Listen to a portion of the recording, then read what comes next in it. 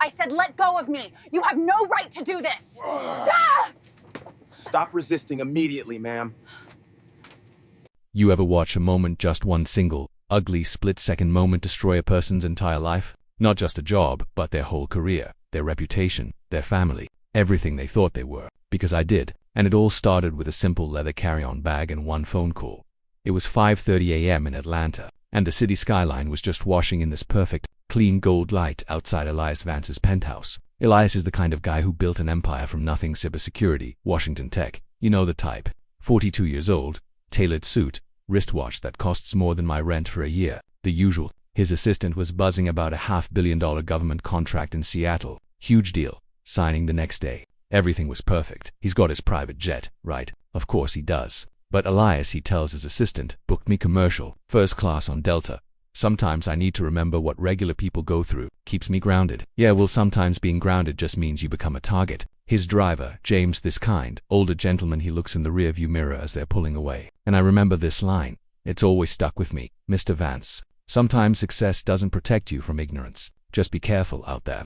Meanwhile, across town, we meet Carla Thorne, our flight attendant. Carla's apartment, you could just feel the stress clinging to the paint, peeling edges, dirty dishes, bills scattered like bad news. 22 years in the air, and she's still struggling, still carrying that resentment. Child support stopped. Her teenage daughter won't talk to her. College looming. Carla, she looks in that cracked bathroom mirror, seeing the gray roots she can't afford to touch up, the crow's feet getting deeper. 45, feeling invisible, except for that uniform, that Delta uniform. Man, that was her power, real power. She punches into Hartsfield Jackson, who can smell the industrial cleaner, and she's already bristling. A bright-eyed new hire says something about a diversity training being actually pretty helpful.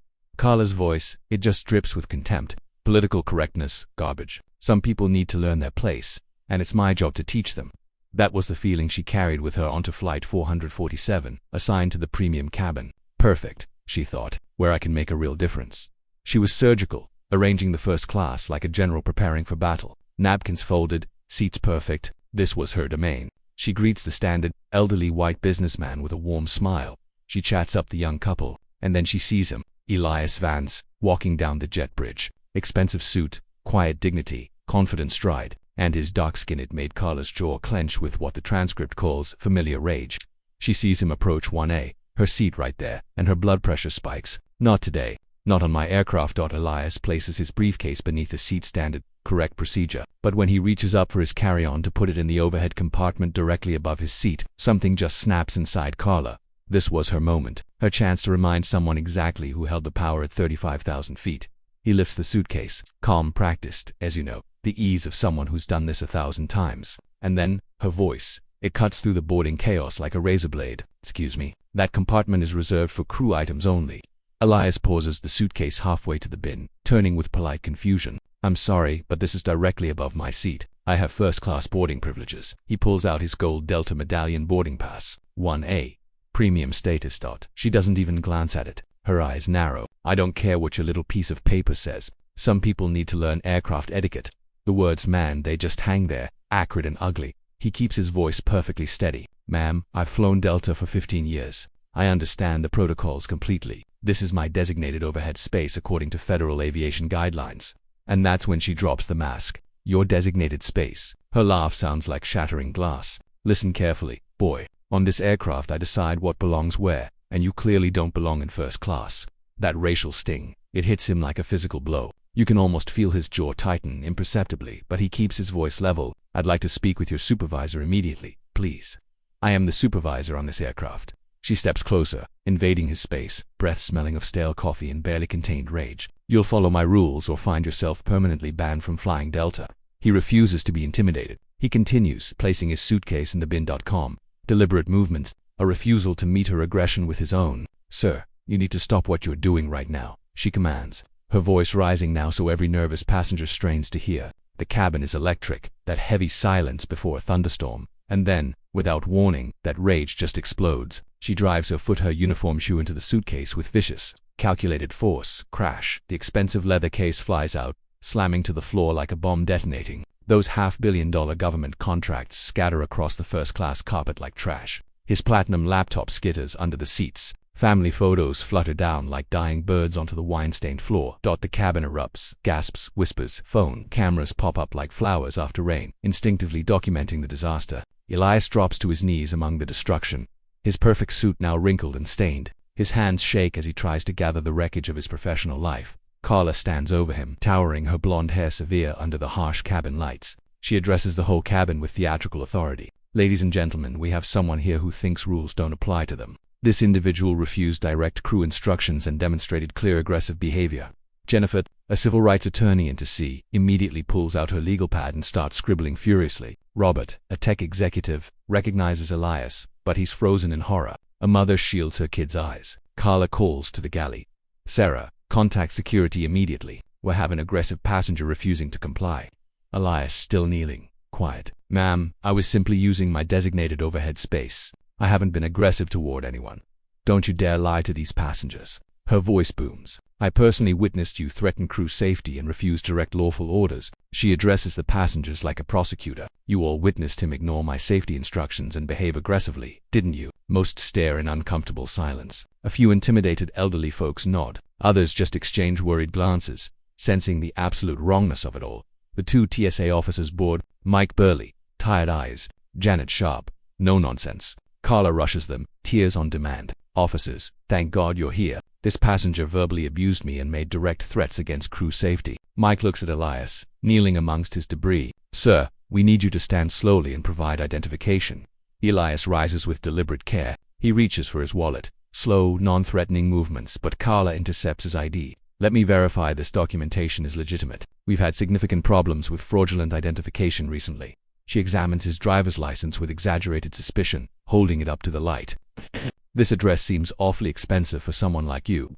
That implicit accusation hangs heavy. Janet, the sharp TSA officer, frowns. Ma'am, what specific federal regulations did this passenger violate? Carla launches into the elaborate fabrication, confidence soaring with every invented detail. Threats, intimidation, refusing mandatory protocols. The usual playbook. Elias's hands clench, then deliberately relax. Years of professional training taking over. Officers, I have video documentation on my phone showing exactly what transpired. I was placing my regulation carry-on in the overhead bin directly above my purchased first-class seat when Miss Thorne deliberately kicked it to the floor. He's fabricating evidence. Carla's voice is a shrill, desperate pitch. I feared for my physical safety. This individual clearly demonstrates serious anger management issues. The captain emerges. What exactly seems to be the problem here? Carla instantly assumes the victim posture. Wounded innocent. Captain, direct threats against my person. I believe he poses a clear and present security risk. Then, the ultimate humiliation. Everyone needs to see what we're dealing with here, Carla announces, grabbing the PA microphone.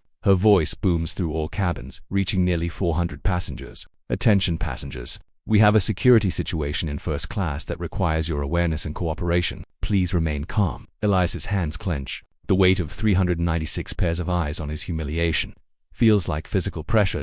Carla forces him to stand in the center aisle. Sir, I need you to raise your hands above your head for everyone's safety, ma'am. This is completely unnecessary. Hands up, she shrieks. We don't know what you're capable of. He slowly raises his hands. The degradation. It burns like acid in his throat. Phone cameras multiply. She forces him to empty his pockets, remove his shoes, surrender his phone for everyone's protection. She announces loudly. His expensive leather wallet hits the floor. Look at this. She holds up his platinum credit card, probably stolen. These people always live beyond their means. The businessman in 2A shifts, ma'am. That seems like an inappropriate assume. The name hits the crowd like lightning striking dry wood. Passengers start Googling Elias Vance CEO with frantic urgency. Carla's live stream captures her face changing in real time. Confidence crumbles into confusion. Authority dissolves into dawning horror. 20,000 viewers watch her world collapse live. Richard, I've spent the last 2 hours being systematically humiliated by your flight attendant, Carla Thorne. She kicked my luggage, destroyed my contracts, and had me paraded through your terminal in restraints. Morrison's voice explodes through the speaker. She did what? Elias, you're our largest corporate client, 50 million annually. The words echo through the gate area like bombs, detonating. Passengers gasp. Security guards instinctively step backward. The entire power structure just inverted in seconds. Carla's phone slips from her trembling fingers. The live stream continues broadcasting her complete destruction to an audience that suddenly understands they've been watching the wrong story. I didn't know, she stammers, backing away from Elias's seated form. You didn't know what? Carla Elias's voice remains perfectly calm. You didn't know you should treat human beings with basic dignity. Corporate lawyers materialize from nowhere, rushing toward the scene. Her union representative arrives and immediately distances himself. Ma'am, the union cannot support falsified incident reports. The captain emerges face ashen, publicly contradicting every claim Carla made. The news crew Carla summoned realizes they've been filming the wrong narrative, and cameras swing toward Elias. Social media comments flip from support to horror in real time. Carla's triumphant hashtag FlightSafety447 becomes evidence of her own racism. The reversal is seismic. Everyone suddenly defers to Elias while ignoring Carla completely. If you just told me who you were, she tries. I shouldn't have to tell you who I am to be treated like a human being. Elias responds, rising slowly from the floor. His height and bearing command immediate respect. He brushes the dust from his suit with quiet dignity. Morrison arrives within 45 minutes, personally leading a convoy of black SUVs. Elias, I'm so deeply sorry, he announces publicly. This treatment is completely unacceptable. Carla watches her 22-year career die. Security escorts her away as passengers boo and film her humiliation. Her live stream ends with her own destruction. Miss Thorne, you're terminated immediately, Morrison announces in the airport conference room. 22 years of service ends now.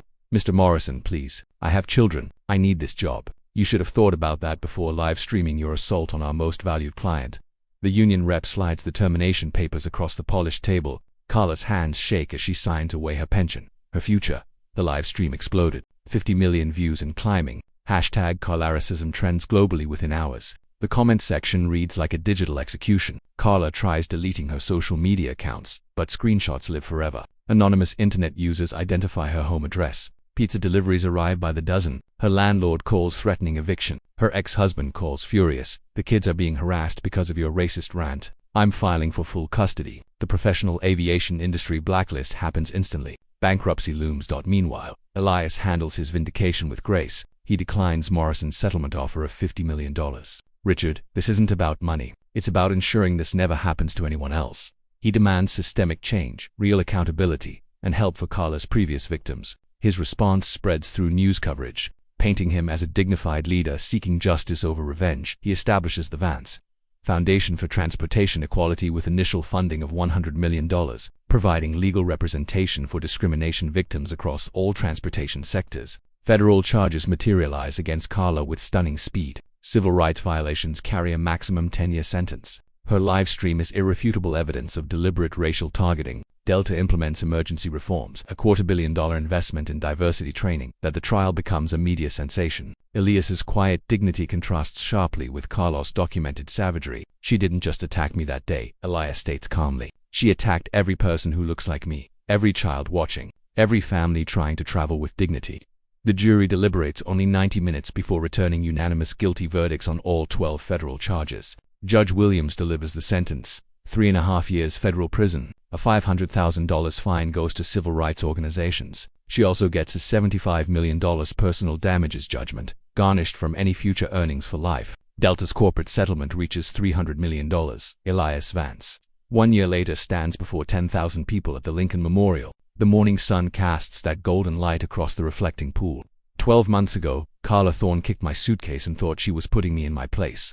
Elias begins, his voice strong and clear. What she actually did was kick open a conversation this country needed to have. That day, I wasn't Elias Vance, the CEO. I was just another black man who dared to occupy a space someone thought I didn't belong in. But here's what Carla didn't understand. My success gave me the platform to demand justice, not just for myself, but for everyone who doesn't have the power to make that phone call. He talks about the foundation, the 2,000 victims who now have legal representation. He talks about Carla, serving her federal sentence, working in the laundry for 12 cents an hour, her wages garnished for the judgment she owes him. But this was never about destroying one woman. This was about exposing a system that protected her hatred for 2 decades. Her live stream has 200 million views. It serves as evidence in discrimination cases worldwide. Every person who witnessed her abuse and chose to document it became part of the justice that followed. His voice rises with passionate intensity. That live stream Carla made to humiliate me. She spent 2 hours trying to prove that money can't buy respect. She was right about one thing. Money can't buy respect, but it can buy lawyers, fund investigations, and create foundations that protect everyone who comes after me. He challenges the audience directly. If you witness discrimination, document it. Your video could save someone's career or life. Because every time someone stays silent, every time someone looks away, every time someone chooses comfort over courage, another caller gets to kick another suitcase and humiliate another human being. The crowd erupts in sustained applause. That phone call didn't just end Carla's career. It started a movement. And this movement isn't stopping until dignity isn't determined by the color of your skin or the size of your bank account. So, tell me, in those moments of high tension when the whole plane was watching, if you were sitting in that first-class cabin, would you have spoken up, or would you have stayed silent? Do you think the financial ruin and the prison time was justice for Carla, or was it an overreach of corporate power? Let me know your honest take in the comments below. Use #dignity and travel to share your own stories of what you've faced. And subscribe if you want to be part of the solution, because the choice is yours.